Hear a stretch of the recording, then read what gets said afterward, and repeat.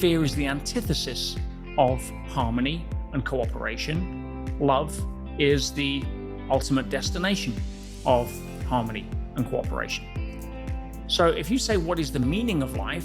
Why are we here? We are here as an individuated unit of consciousness to learn from our trial and error.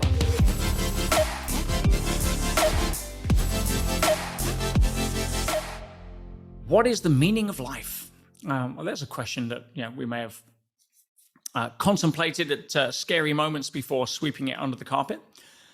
I can't tell you what the meaning of life is, because the truth with the capital T is that we don't know the truth. We can only create a model that gives value. And remember, guys, it's all a model, because we don't know definitively. But wouldn't it make sense to use a model that could add the most value until we find a better model that could add more value? And to give an example, if we use the two-dimensional model to put blueprints together for tall buildings, because the two-dimensional model at that point is used to adds the most value. We don't use a two-dimensional model when we're flying from London to New York. No, right? It's we use a global model based upon a geodesic flight path. So, if we ask what's the meaning of life, for me, the model that adds the most value, and this isn't something you pull out of your butt, it's something that you make smart, educated observations from and then back test it or future test it and see how it works. And for me, if I look at evolution and we look at hundreds of millions of years of fossil records, we see that evolution of life, which is again another one of those terms like imagination, evolution seems to be fairly consistent in its direction of travel. Now, we can rely on the fact that things evolve to higher levels of complexity, starting with bacteria, moving into single-celled organisms, moving into multi-celled organisms, moving into plant life, moving into marine life, moving into amphibious life, moving into ultimately human beings right now that have a 50 plus trillion cells. Now, all of those cells work together with one common purpose for the greater good of the organism. You take 50 trillion single-celled organisms, they don't work together, they compete against each other. One food source, 50 trillion cells, and they're amoebas, they're going to fight each other. First to the food bowl gets the prize. We don't operate like that as an organism. So evolution in its path has unfolded in a direction of travel that's pretty easy if you look over your shoulder to actually identify a pattern. And that pattern is ever increasing levels of complexity. Complexity requires order, and contribution. If we are cooperating, and that's one of the organizing principles of life, then if we move that forward, we could see that the purpose of life is to essentially become more loving and less fearful. Fear is the antithesis of harmony and cooperation. Love is the ultimate destination of harmony and cooperation. So if you say, what is the meaning of life? Why are we here? We are here as an individuated unit of consciousness to learn from our trial and error in what I call Earth School, in a practical sense, to discover what it takes to become more loving and avoid more fear. Because when we avoid fear and become more loving, life becomes easier, less sticky. I'm talking about emotionally. It doesn't mean about what's happening in the outside world. You're always going to have opportunities for growth, right? That some people call challenges if they don't know what they are. So, what's the meaning of life? To grow up, in a nutshell. To grow up emotionally, spiritually, energetically, harmoniously. That'd be kind of my observation. And if I use that as a model for my own life, my life tends to work fairly well.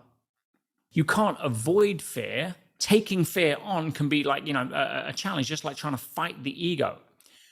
Rising to your opportunities for growth Remember, from an evolutionary perspective, fear only has one purpose: to warn you about something that is a physical threat. Your ego was evolved partly through the amygdala to look out for a sense of physical danger. So we would get fearful if there was a sense of physical threat. If you go back 30,000 years, I can promise you, nobody was scared of not being able to pay their credit card. Nobody was scared that their boss might fire them from their job and they won't be able to keep their home, right? It wasn't that sense of fear that we manufacture right now. So fear evolutionarily evolved to point us towards danger. It is a warning sign on the dashboard, just like a low fuel light is a warning sign on a dashboard. It's there to get our attention, to point us towards something to pay attention to. Whether that's a snake, a tiger, a twig snapping outside the cave, or the edge of a cliff, right? Fear is designed to focus our sense data and magnify it into the outer world, right? Which is why when you get scared, you collapse your wave energy into more particles. You become less conscious, in terms of consciousness, and you become more matter focused.